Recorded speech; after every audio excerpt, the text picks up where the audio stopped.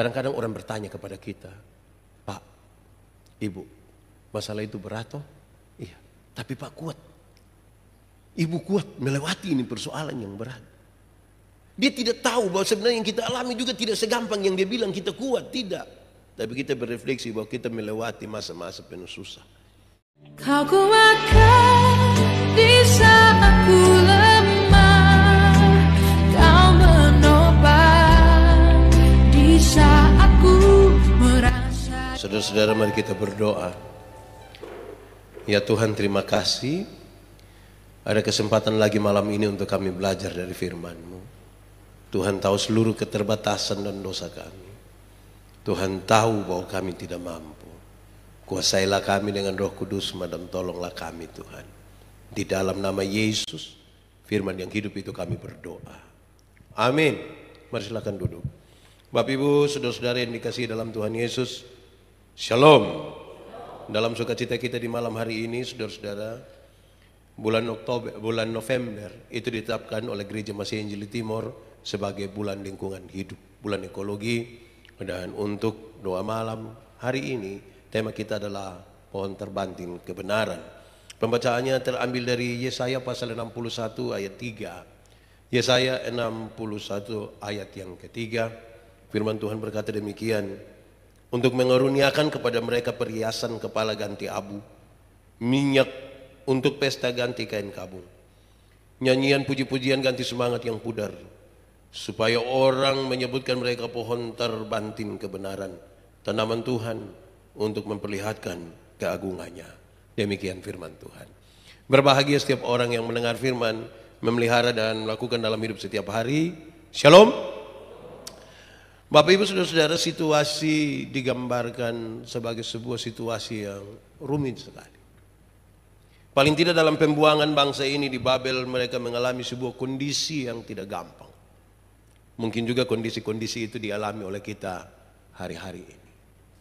Digambarkan kondisi itu adalah sebuah kondisi penuh dengan perkabungan, penuh dengan duka cita. Orang kehilangan pengharapan. Situasi itu digambarkan sebagai situasi, sebuah kondisi yang seperti semangat yang sudah hilang, semangat pudar, penuh dengan duka cita, perkabungan, dan semangat yang hilang. Pasti refleksi kita adalah, mungkinkah kita juga mengalami keadaan yang seperti itu? Kehilangan semangat hidup, penuh duka cita. Sepertinya kita hidup pada hari-hari perkabungan. Pembacaan tadi menolong saudara-saudara untuk kita memahami bahwa dalam situasi-situasi seperti itu, Tuhan tidak membiarkan bangsanya berjalan sendiri. Tidak membiarkan orang-orang yang percaya kepadanya terus di dalam duka cita dan penuh dengan perkabungan serta semangat yang pudar. Tetapi nubuatan-nubuatan ini menarik untuk membawa mereka kepada sebuah pengharapan. Semangat hidup mereka harus tumbuh kembali. Mereka harus kuat. Mereka dibawa kepada penghiburan supaya mereka mengalami penghiburan, supaya mereka tidak tinggal di dalam duka cita. Sekali lagi Tuhan tidak mau orang-orang yang percaya kepadanya tetap tinggal di dalam perkabungan dan duka cita, dalam kehilangan semangat, dalam kehilangan rasa untuk mau hidup lebih lama. Saudara-saudara, pohon terbanting digambarkan sebagai sebuah pohon besar. Pohon besar ini saudara-saudara adalah sebuah simbol untuk menggambarkan sejumlah hal di dalamnya. Paling tidak saudara-saudara, supaya bangsa ini kemudian dikenal sebagai pohon terbanting kebenaran. Tanaman Tuhan, ini Tuhan punya ini yang hidup terus. Sekaligus supaya nama Tuhan diagungkan. Lalu apa makna di balik pohon terbanting kebenaran sesuai dengan tema kita dan pembacaan kita hari ini? Saudara-saudara, pohon-pohon besar atau benda-benda tertentu itu seringkali dipakai untuk menunjukkan tempat tinggal seseorang. Ini rumah di mana? Di pohon fanik.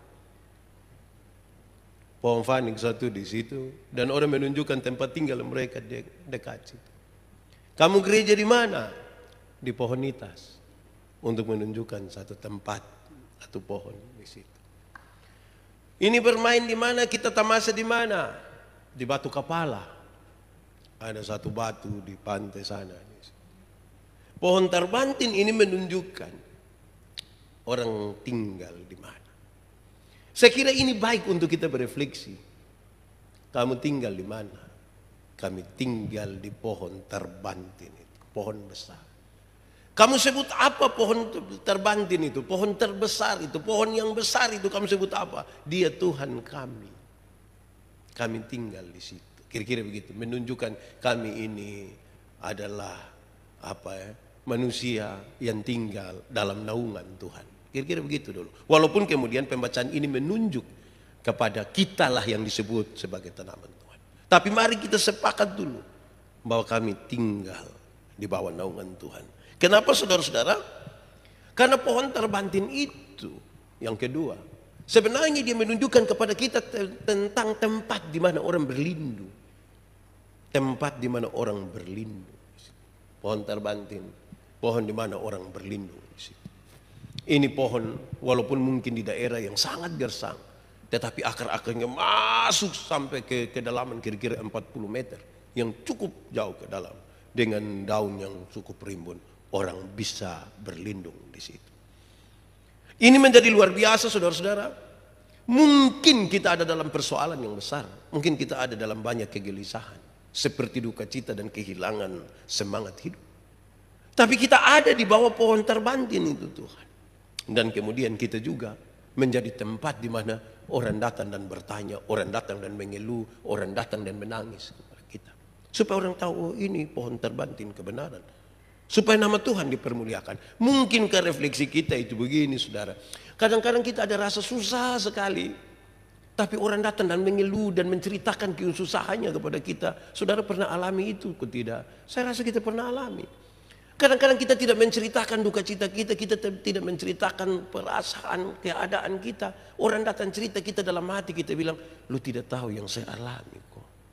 Saya juga sementara alami, hanya kan saya tidak bercerita saja. Tapi rupa-rupanya orang begitu percaya, mari kita datang kepada dia. Kita bercerita kepada dia, orang kan butuh orang juga untuk berkisah. Saya ingat saudara-saudara ada sebuah mujizat terjadi ketika satu waktu saya dalam sebuah pelayanan, so tidak ada beras, so tidak ada apa-apa. Beras satu butir juga tidak ada, uang so tidak ada. Terus datang satu anak muda, dia datang ke saya, dia bilang, Pak Pendeta, saya tidak ada beras satu biji. Saya tidak ada uang 1 rupiah juga. Saya tidak tahu mau kemana. Saya dalam hati ini orang yang dia olok saya mungkin ini. Dan sampai dia tahu saya tidak ada itu barang baru dia datang ngomong. Tapi kondisinya tidak begitu, dia lanjutkan. Nenek sementara sakit berat dan saya tidak tahu mau buat apa. Kondisi yang sama itu. Yang dia tidak ada beras, dia tidak ada uang. Saya pun sementara mengalami yang sama. Saya bisa paham betul kondisi seperti itu. Apalagi dia harus bertanggung jawab terhadap seseorang yang sementara sakit. Kami dua tidak berdaya sama-sama. Kami dua pergi. Kami berdoa. Dan nenek ini sembuh. Kenapa? Karena kami sama-sama tidak berdaya. Kami tidak kuat. Kami apa yang dia alami itu juga yang saya alami. Sebuah situasi bersama. Kami hanya bisa berlindung kepada Tuhan. Berharap hanya kepada Tuhan. Ketiga saudara-saudara. Saya ingin sampaikan kepada kita bahwa pohon terbantin itu saudara-saudara melambangkan sebuah kekuatan. Ini tanaman Tuhan. Di tengah-tengah situasi penuh kegersangan dan kekeringan. Tapi pohon terbantin ini tetap berdiri teguh di situ. Dengan akar-akar yang menancap kuat itu. Menunjukkan sebuah kekuatan untuk bertahan. Semua orang berjumpa dengan persoalan demi persoalan. Tidak ada satu manusia pun di dunia yang luput dari persoalan. Tapi yang akan tetap berdiri teguh, tetap akan menunjukkan kekuatannya adalah mereka yang berakar di dalam Tuhan. Supaya orang bisa melihat dia dan mengatakan, memang sungguh luar biasa kalau orang tinggal di dalam Tuhan. Kadang-kadang orang bertanya kepada kita, Pak, Ibu, masalah itu berat toh? Iya, tapi Pak kuat. Ibu kuat melewati ini persoalan yang berat. Dia tidak tahu bahwa sebenarnya yang kita alami juga tidak segampang yang dia bilang kita kuat, tidak. Tapi kita berefleksi bahwa kita melewati masa-masa penuh susah. Kita melewati masa-masa penuh sengsara dan orang pikir kita sangat kuat di situ. Tidak. Kita juga bergumul dengan sesuatu. Tetapi karena kita belajar percaya kepada Tuhan. Belajar percaya pada Tuhan. Menunjukkan sebuah kekuatan. Belajar percaya kepada janji-janji Tuhan. Ada kekuatan. Saudara, kadang-kadang secara logis kita ingin untuk memahami seluruh pesan-pesan firman Tuhan, seluruh nubuat Tuhan itu dengan akal kita, dan kita mau tangkap sesuatu, mengerti. Sampai pada titik mengerti, kita bertanya lagi, disesuaikan dengan pergumulan-pergumulan yang sementara kita alami. Lantas kita terus nanti bertanya. Saudara, saya ingin untuk kita segera cepat-cepat bergeser. Dari sekedar memahami sebuah nubuat, memahami sebuah janji Tuhan, dan kemudian kita belajar untuk mengerti saja. Segera bergeser dari situ, sudah cepat-cepat kepada belajar percaya kepada janji itu. Mungkin saya mengerti sesuatu yang menjadi pesan Tuhan bagi saya. Mungkin saya menyampaikan sebuah pesan Tuhan bagi saudara-saudara yang mendengarkan hari ini. Tapi belum tentu saya belajar percaya kepadanya. Kepada apa yang saya sampaikan sebagai janji Tuhan bagi saudara. Hari ini saya bilang mari kita cepat-cepat bergeser dari apa yang kita sudah tahu dan kita sudah mengerti sebagai janji Tuhan. Bergeser kepada belajar percaya untuk melihat bagaimana kemudian kita tetap bisa berdiri. Belajar percaya. Kalau kemudian orang harus mengatakan ini pohon terbanting kebenaran. Belajar percaya supaya terus berdiri. Saudara, saya membaca 1-2 tulisan tentang pohon terbanting, dan ini bagian terakhir yang ingin disampaikan kepada kita. Rupa-rupanya pohon terbanting itu bisa dipakai juga. Dia pun kayu yang kuat itu orang pakai untuk ini, bikin pengayuh itu di sampan kok. Untuk sebuah perjalanan, melewati mungkin gelombang, melewati ada angin-angin sedikit, arus yang deras dengan kayu. Ada pekerjaan, ada pergumulan yang harus dilakukan. Tapi dalam sebuah perjalanan, dan orang melihat kekuatan untuk melewati. Saya kira kita sering baca tulisan-tulisan di media sosial bahwa seorang pelaut yang unggul itu, yang hebat, lahir dari situasi lautan yang berat, kira-kira begitu. Dia berjuang, dia bertarung, tetapi dengan sejumlah hal yang harus dia lakukan di situ. Di bagian terakhir disebutkan, bahkan sejumlah orang yang mati, yang meninggal dunia, dikuburkan di bawah pohon terbanting itu. Baik hidup, baik mati, ada di bawah naungan pohon terbanting yang besar. Yang kokoh, yang tadi kita sebutkan sebagai Tuhan. Dialah yang penuh kekuatan, dia penuh pengasihan, dia penuh perlindungan. Saya bayangkan saudara-saudara, kalau hidup dan mati orang di bawah kekuatan yang sangat besar yang kita sebut dengan Tuhan. Lalu kemanakah perjalanan hidup ini? Jelas-jelas kita dalam perjalanan menuju kepada Tuhan. Dalam perjalanan menuju Tuhan itu kita disebutkan sebagai saksi-saksinya.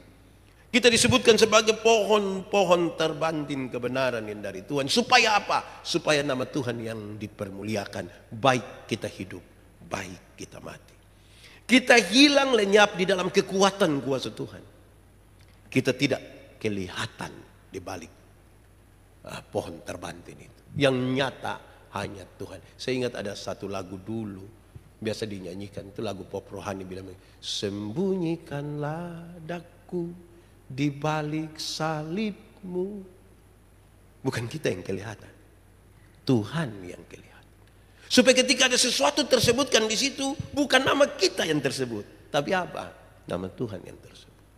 Salib itu yang tersebutkan. Pohon terbanting kebenaran. Kalau kemudian kita menyesuaikan dengan teks ini, kamulah tanaman Tuhan. Kita sebutkan satu-satu orang, kamulah tanaman Tuhan yang disebut terbanting itu.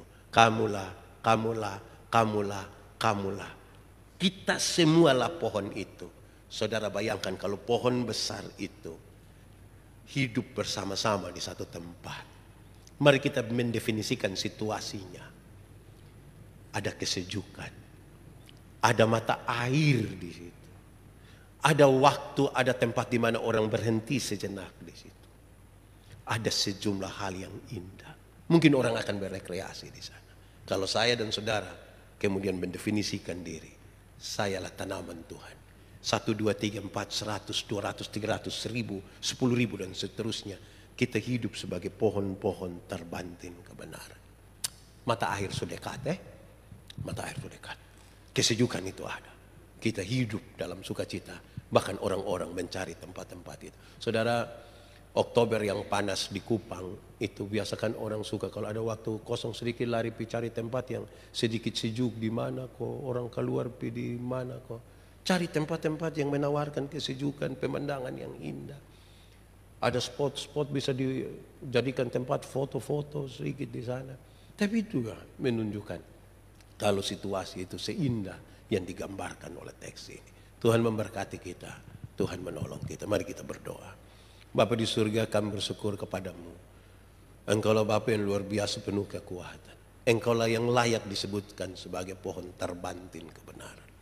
Tetapi Engkau mengizinkan kami juga anak-anak Tuhan yang bernaung di dalam Tuhan, yang hidup di dalam Tuhan, menjadi tempat di mana orang-orang datang dan bertanya, mengeluh, menangis, menceritakan banyak hal dalam hidup mereka. Tolong supaya kami menawarkan juga kesejukan, kedamaian, kekuatan untuk terus berdiri, menyampaikan hal-hal yang membawa semangat hidup bagi sejumlah orang, keluarga, teman, sahabat, atau siapapun yang menjadi bagian kami. Terpujilah namamu, biar firmanmu menjadi kekuatan bagi kami. Di dalam nama Yesus kami berdoa. Amin.